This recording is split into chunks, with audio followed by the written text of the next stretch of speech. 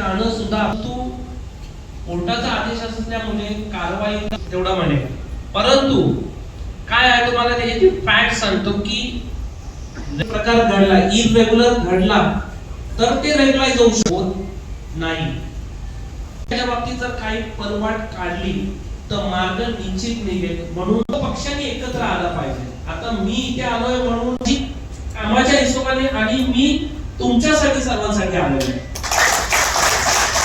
एक वेगळ्या याचिकेची तयारीत आहे माझा मी अभ्यास आणि बाकी लोकही जर तयारीत आहेत दिपेची आहेत आणि आपण सुद्धा त्या याचिकामध्ये सरकार मला एक वेगळं काहीतरी लँडमार्क डिसिजन अजून एक हवा आहे, कारण आजपर्यंत असं झालंय की सर्वसामान्य नसतो, परंतु तो बिल्डर तर हा प्लॉट वॅकंट झाल्यानंतर त्या बिल्डरचा पुन्हा फायदा होणार आहे। बिल्डर म्हणजे त्या शेतकऱ्याच्या रिझर्वेशन म्हणजे एआर पॉलिसी खाली तो डेव्हलप सुद्धा करू शकणार, म्हणजे त्याला आज मुख्यतः या बैठकीमध्ये या केसमधले जे प्रमुख याचिकेकर्ते आहेत ते संदीप पाटील साहेब, त्याचबरोबर काही वकील तज्ज्ञ आमच्याबरोबर डोंबिवलीतले प्रतिष्ठित वकील तज्ज्ञ आज इथे या बैठकीसाठी उपस्थित आहेत। शिवसेना ही लढाई रस्त्यावर तर लढतेच आहे, पण ही लढाई आम्हाला कोर्टात देखील लढायची आहे आणि ती कोर्टात लढाई लढण्यासाठी तज्ज्ञ वकील आणि बाकी सगळ्या इतर लोकांची गरज आहे। ते आज सर्व इथे उपस्थित राहिले, मी त्यांचं खूप खूप आभार मानतो आणि ही लढाई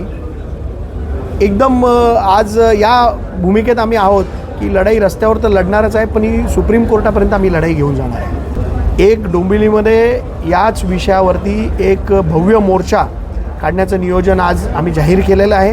तारीख लवकरच आपल्याला आम्ही निश्चित करून तारीख सांगू, त्या दिवशी हा मोर्चा आमच्या सर्व आज जे मित्रपक्ष आज इथे उपस्थित आहेत त्यांच्या माध्यमातून हा मोर्चा असेल। याच्यामध्ये जे लोकांनी ज्या बिल्डर व जे पेपर तयार करणारे बोगस पेपर तयार करणारी जी लोकं आहेत, जी टोळी आहे, या टोळीच्या विरोधात कुठलीही कारवाई होताना दिसत नाही।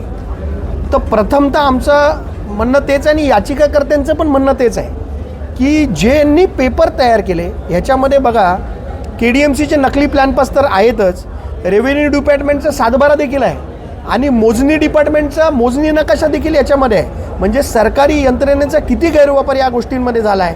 3 डिपार्टमेंट KDMC, रेव्हेन्यू डिपार्टमेंट व मोजणी डिपार्टमेंट या तिन्ही डिपार्टमेंटचे बोगस पेपर याच्यामध्ये जोडलेले आहेत। त्याच्यानंतर हा प्लॅन रेरामध्ये दाखल केलेला आहे। तर हे जे बोगस पेपर तयार करणारे लोक आहेत, आजची धक्कादायक माहिती अशी आहे की या ज्या 65 इमारती आहेत यांच्या या याचिकेच्या विरोधात कोर्टात जाण्यासाठी प्रत्येक इमारतीकडनं 2.5 लाख रुपये वर्गणी गोळा केली गेली आणि ती पण या नागरिकांकडूनच पैसे गोळा केले गेले आणि ते याचिका करण्यासाठी जवळजवळ 1.5 कोटी रुपये या लोकांनी ही निर्णय आल्यानंतर जमा केले। म्हणजे यांची हिंमत बघा किती आहे आणि यांची मुजोरी बघा किती आहे। आत्ताही ते लोकांची फसवणूक केलेली आहे, त्याच्याबरोबर अजून लोकांची फसवणूक करतायत। किती मोठी गोष्ट आहे ही।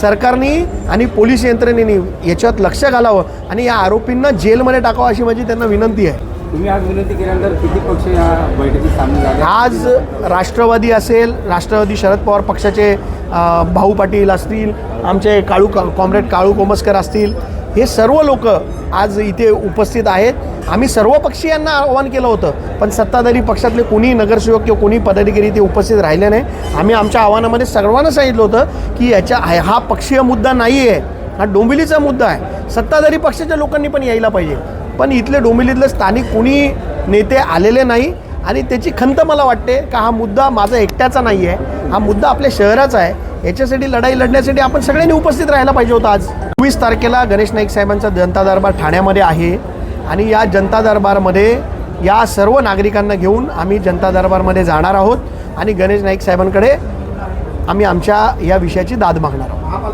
2,500 FIR आम्ही दाखल करतोय। या जे नकली पेपर बनवणारे लोक आहेत यांच्यावरती उद्यापासनं 3 police station, Ramnagar, Vishnunagar, 4 police स्टेशनमध्ये प्रत्येक पोलीस स्टेशनमध्ये आम्ही यांच्या विरोधात गुन्हे दाखल करण्यासाठी अर्ज उद्यापासून दाखल करायला सुरू करतो आहे आणि 2,500 अर्ज आम्ही या 4 पोलीस स्टेशनमध्ये दाखल करणार आहे। महाराष्ट्र शासनाने ह्याच्यावरती एक जी रिव्ह्यू पेटिशन असते, रिलीफ पेटिशन बोलतो आपण त्याला, अशी कॅम्पाकोला एक इमारत होती मुंबईमध्ये, ज्या इमारतीवरती तोडक कारवाई झाली होती, कॅम्पाकोलाचा प्रकरण आपल्याला सगळ्यांना माहिती असेल, जुनं प्रकरण आहे. त्याच्यामध्ये 84ची बिल्डिंग होती, ती अनधिकृत घोषित केली आणि त्याच्यानंतर त्याच्यावर कारवाई होती. त्या प्रकरणामध्ये महाराष्ट्र शासनाने एक रिलीफ पिटिशन दाखल केली होती आणि या लोकांना 6 महिन्यासाठी रिलीफ दिला होता. त्याच्यानंतर त्या बिल्डिंग रेग्युलराईज झाल्या होत्या.